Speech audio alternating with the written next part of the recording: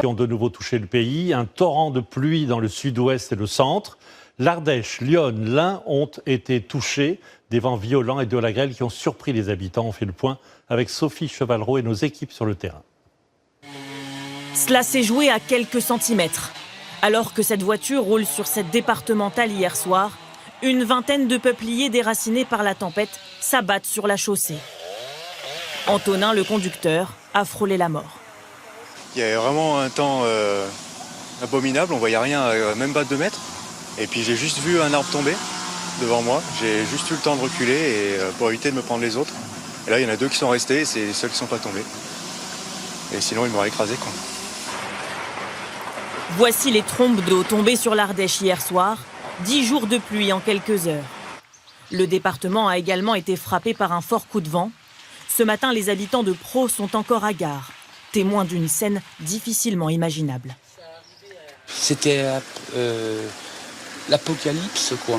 Et j'étais par la fenêtre du salon, j'ai vu le portail de la voisine en face, qui a tourné en rond, qui est venu comme ça, j'ai eu la pression qui venait vers nous. Là, ça a décollé des tuiles vers nous. Une vingtaine de maisons endommagées, de nombreux dégâts sur cette exploitation agricole. Son propriétaire décrit les mêmes objets volants. Ça soufflait dans tous les sens. Et j'ai vu beaucoup d'objets décoller, monter du sol, avec des pierres qui arrivaient à être à 2 ou 3 mètres du sol, et des tuiles dans tous les sens. Et beaucoup d'objets. On a des objets qui ont disparu, on ne sait pas jusqu'où ils ont été emmenés. On a un transat à la maison qui est parti, quoi. À 400 km au nord, à Sens, dans l'Yonne, le vent a été si puissant qu'il a emporté le manège du centre-ville. Le carrousel et sa cabine ont parcouru une vingtaine de mètres. Aucun blessé. Les riverains n'en croient pas leurs yeux. Normalement, il est là-bas. Hein. Il est sur notre place. Là. Le vent l'a poussé vraiment, il l'a fracassé le long du mur. Hein. Il y a déjà tous les arbres qui étaient cassés là, dans toute la rue. Là. C'était déjà impressionnant, mais alors quand je suis arrivé là, vraiment surprenant. Hein. D'autres ont vécu un orage de grêle aussi violent que soudain. Les grêlons ont détruit des pare-brises. Une centaine de toits est criblée d'impacts. Les pompiers vont enchaîner les chantiers tout le week-end.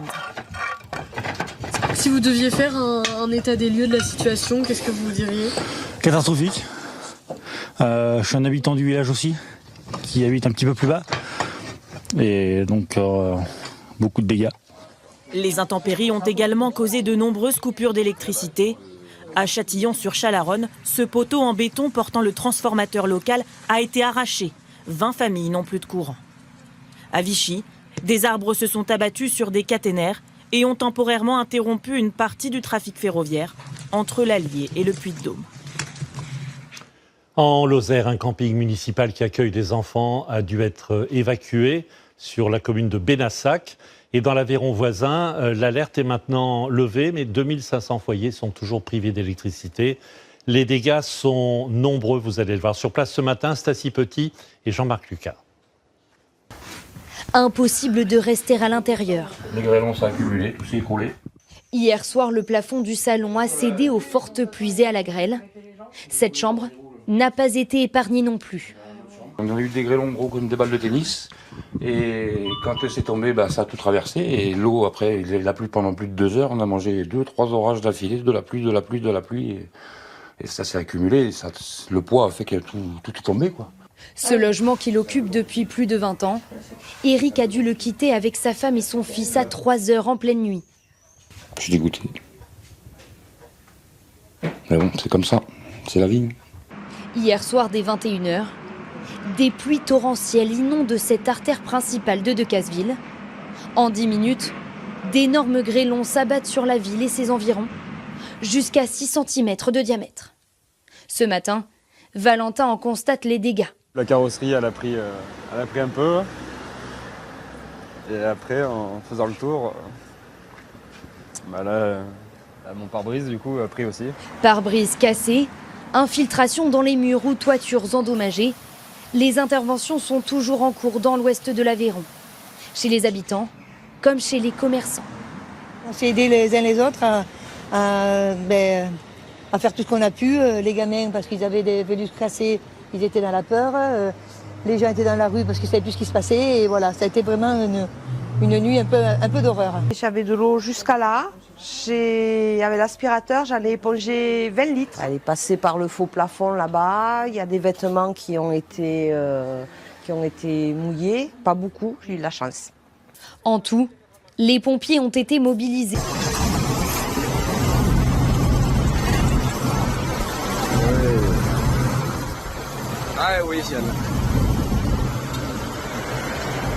Ces camions se jettent entièrement dans une brèche géante pour tenter de maîtriser la rupture d'une digue. Ça se passe dans la province de Hunan, au centre de la Chine.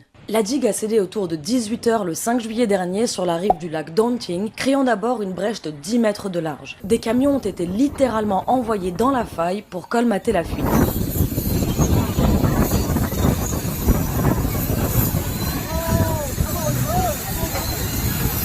Des bateaux de dragage ont aussi tenté de renflouer le barrage, mais 1 heure plus tard, la brèche faisait déjà 100 mètres de large. Elle a continué de s'élargir pour atteindre 226 mètres. Cette ouverture béante dans la digue du 2e plus grand lac de Chine a laissé place à des torrents d'eau qui ont inondé les terres agricoles et même atteint les toits des maisons d'un village. Près de 6000 habitants de 6 villages voisins ont dû être évacués, mais aucun décès n'a pour l'instant été rapporté. Les autorités ont envoyé près de 150 véhicules et des dizaines de bateaux pour aider à colmater la brèche et participer aux opérations de secours. La situation est surveillée de près et les autorités attendent la meilleure opportunité pour reformer la digue. Une mission qui durera encore au moins 1 semaine. Si ce barrage a cédé, c'est en raison de fortes pluies en début de semaine. La Chine connaît en effet un été marqué par des conditions météorologiques extrêmes, avec notamment des inondations dans les régions centrales et méridionales.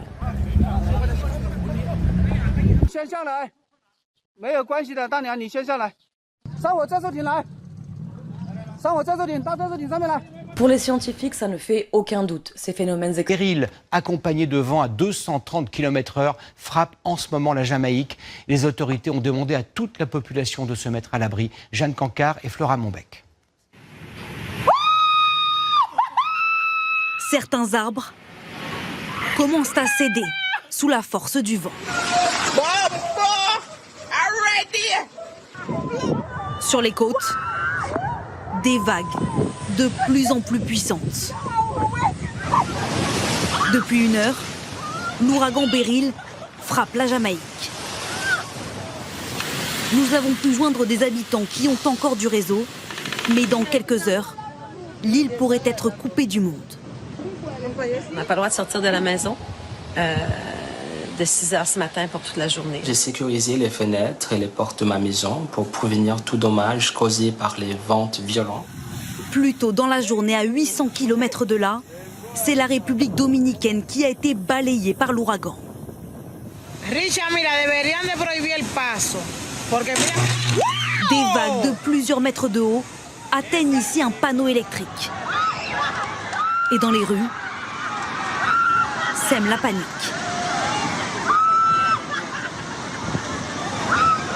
La houle est si forte qu'elle emporte cet homme et sa moto. L'ouragan a frappé aussi hier Union dans les îles Grenadines. Il ne reste que des maisons détruites, retournées par la force du vent. Vue du ciel, voici l'île de Saint-Vincent et les Grenadines, avant le passage de l'ouragan. Désormais, la terre est presque vierge. Demain, l'ouragan doit poursuivre sa route avant d'atteindre le Mexique vendredi, où les prémices sont déjà visibles dans le ciel. Plus puissant, plus précoce, plus dévastateur, cet ouragan Beryl a malheureusement battu plusieurs records. Les spécialistes de ces phénomènes sont convaincus que d'autres ouragans du même type vont se développer à l'avenir. Julien Crescent nous explique pourquoi.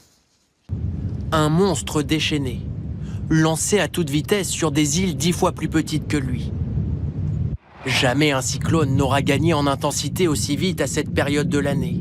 En seulement 42 heures, moins de 2 jours, un simple amas d'orage s'est transformé en un ouragan de catégorie 4. Du jamais vu en juin. Autre record de précocité hier. Le passage de Beryl cette fois-ci en catégorie 5. Il faut d'habitude attendre mi-juillet. L'ouragan provoque des vagues très importantes, plus de 5 mètres parfois. La houle fait entrer, vous voyez, la mer sur terre. dans les rues. C'est une véritable inondation. Par exemple, ici en République dominicaine, l'eau, vous voyez, monte pas très haut, mais envahit tout. C'est comme ça partout dans les Antilles, elle s'immisce. Vous allez voir jusque dans les maisons.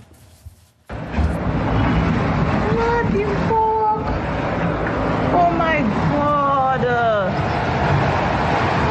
Oh my God! Oh my God! Température record et une vague de chaleur sans précédent. Croyez-moi, quand vous êtes ici et qu'on vous dit qu'il fait 50 degrés, on sent vraiment qu'il fait 50 degrés. Le week-end dernier, dans la vallée de la mort, le thermomètre a dépassé les 53 degrés. Honnêtement, c'est vraiment choquant. Je ne sais pas comment on peut survivre ici. Vous pouvez littéralement sentir la chaleur sur votre peau. En Californie et en Arizona, des dizaines de villes ont établi des records de température. Une chaleur suffocante et meurtrière. Au moins 5 personnes sont décédées dans l'Ouest américain. Nous allons nous battre pour éviter d'autres décès, notamment en aidant les habitants à surmonter pendant plusieurs jours cette vague de chaleur excessive. Nous avons 3 centres climatisés ouverts jusqu'à 22 h. Nous avons aussi prolongé l'ouverture des bibliothèques jusqu'à 21 h. Les pataugeoires et les piscines restent ouvertes. Les autorités doivent également se battre contre les départs de feu. Plusieurs incendies ravagent actuellement la région de Santa Barbara. Près de 11 000 hectares sont déjà partis en fumée et des milliers d'habitants ont dû être évacués.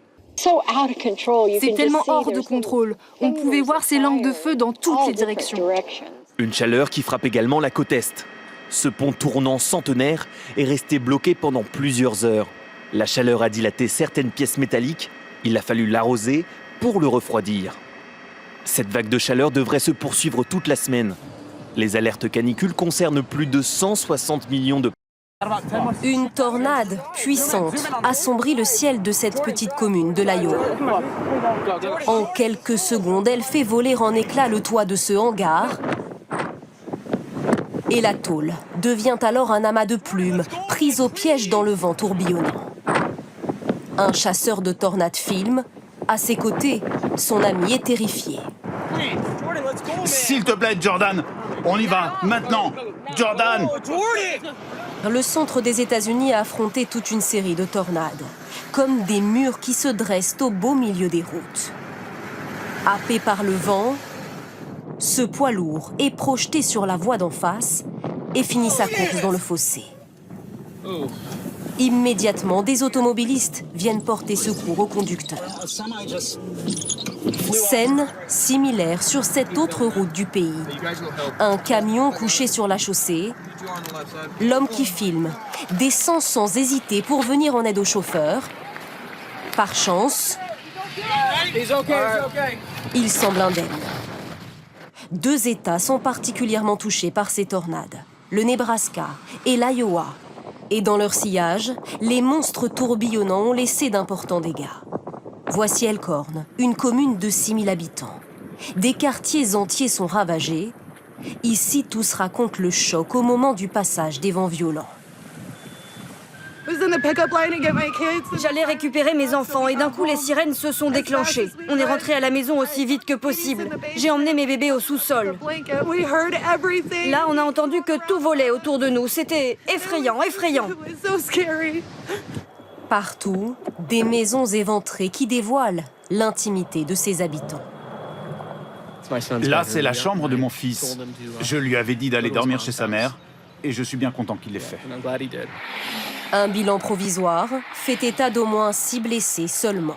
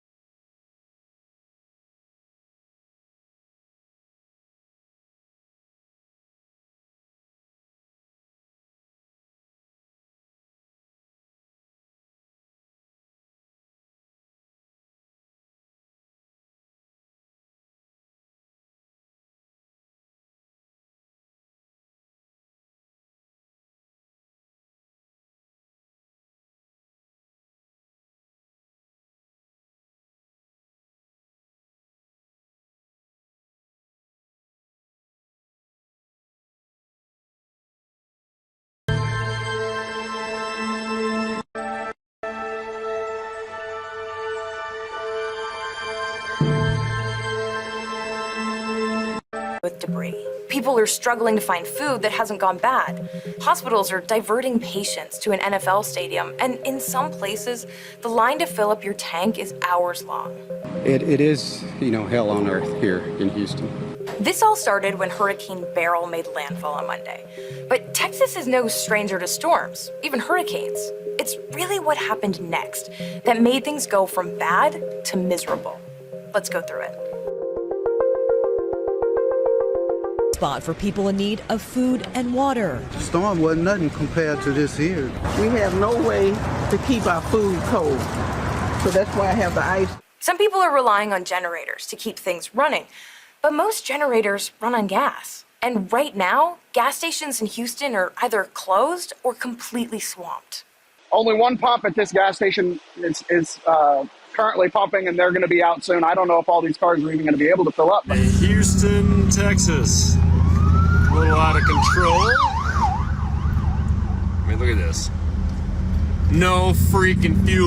Excruciating wait for water and a few basic food items in searing 90-degree heat. How are you faring?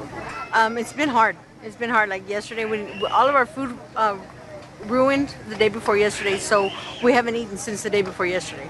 So we're here trying to get some whatever they give out. These families have been 4 days without power. The food in their refrigerators has gone bad. They've been waiting hours in line for a handout from the Houston Food Bank. And at area cooling centers, Dieu, un brasier immense, dans une ville encerclée par les méga-feux.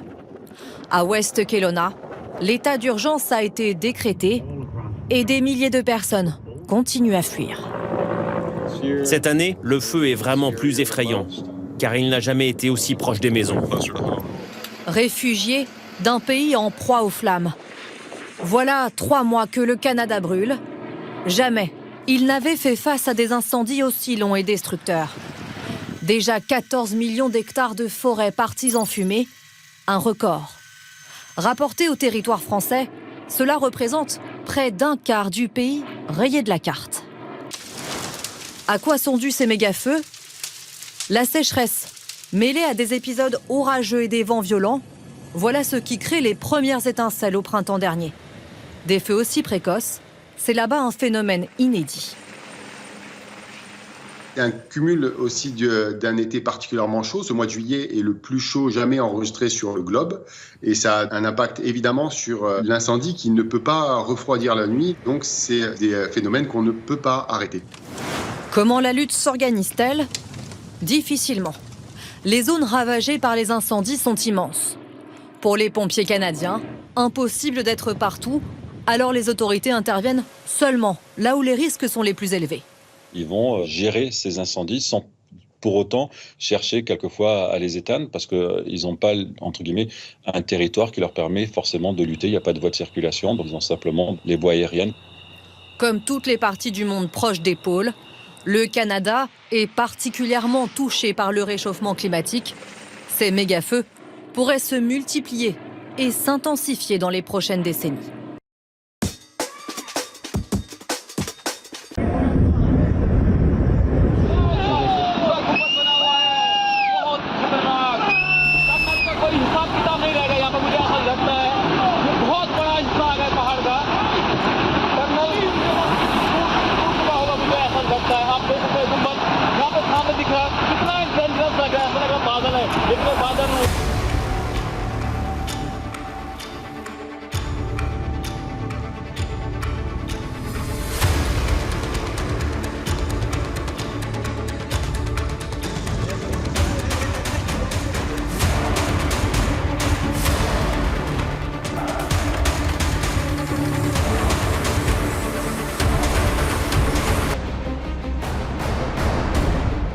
Floods here have spared no one. Both humans and animals are in peril. Heavy rains have triggered flash floods across the state after the river Brahmaputra breached the danger mark, inundating several villages. 2 million people have been affected in Assam, while more than 68,000 hectares of crop area is underwater. 58 people have lost their lives this season.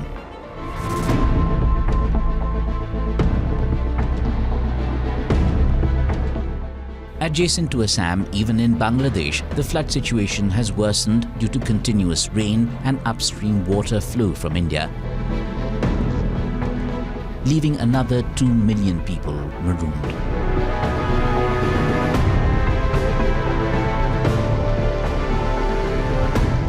In Nepal, at least Thu and Patan breached its banks, inundating the residential areas around the river.